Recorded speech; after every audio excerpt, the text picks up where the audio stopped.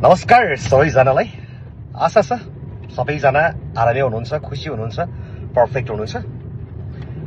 10 दिनको पोखरा कुस्मा बेनी बागलुङको बसाई यात्रा ट्रेनिङ सकाएर अहिले हामी गुल्मीतर्फ प्रस्थान हुँदैछौँ र भोलिबाट गुल्मी एन्ड पेप्सनको आयोजनामा 7 दिने विद्यार्थी, शिक्षक तथा अभिभावकहरूको ट्रेनिङ प्लस मोटिभेसनल प्रोग्राम हुँदैछ।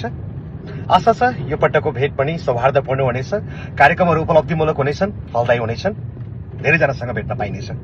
यो यात्राको क्रममा अभिभावकसँग सम्बन्धित अथवा प्यारेन्टिङसँग रिलेटेड एउटा भिडियो बनाऊ भन्ने मनसाय बनाएँ मैले। आशा छ भिडियो सबैले अन्तिम समय हेरिदिनुहुनेछ, लाइक गरिदिनुहुनेछ, आफ्नो राय कमेन्ट बक्समा लेखिदिनुहुनेछ र सँगसँगै आफू हेरिसकेपछि आफू जस्तै अभिभावकलाई पनि सेयर गरिदिनुहुनेछ।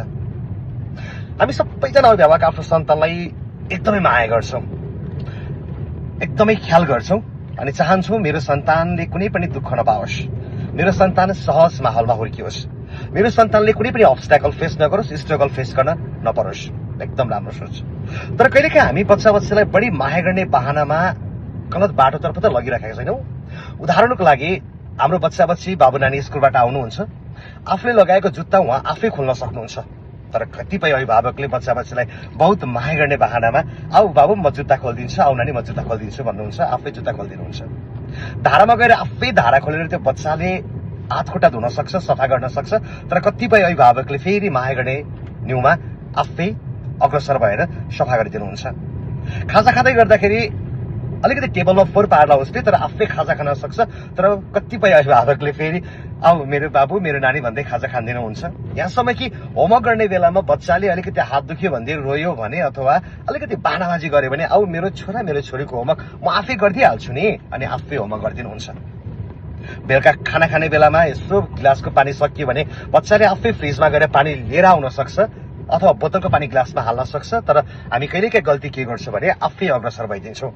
सुत्न जाने बेलामा तल्लो फ्लोरबाट माथिल्लो फ्लोरमा बच्चा आफै खुड्किला चढेर जान सक्छ, तर हामी कहिलेकाहीँ आफै बोकेर माथि बेडमा लगिदिन्छौँ।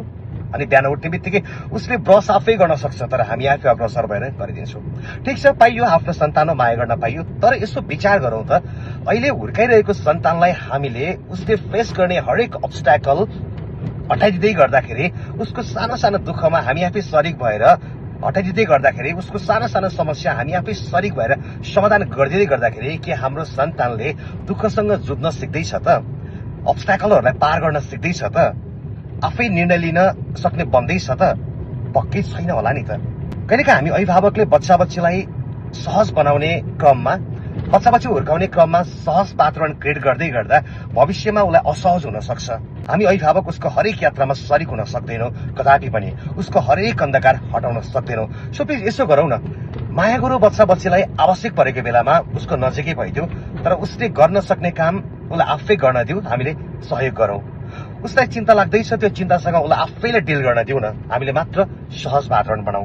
कुनै पनि भावनात्मक द्वन्द्वसँग ऊ जुधिरहेको छ, त्यो भावना उसलाई आफै पहिचान गर्न दिउँ र समाधान आफै गर्न दिउँ न हामीले उसलाई, ताकि हाम्रो सन्तान पर्फेक्ट बनाऊ, सँगसँगै भावनात्मक रूपमा बलियो बनुन् न, इमोसनली स्ट्रङ बनुन् न।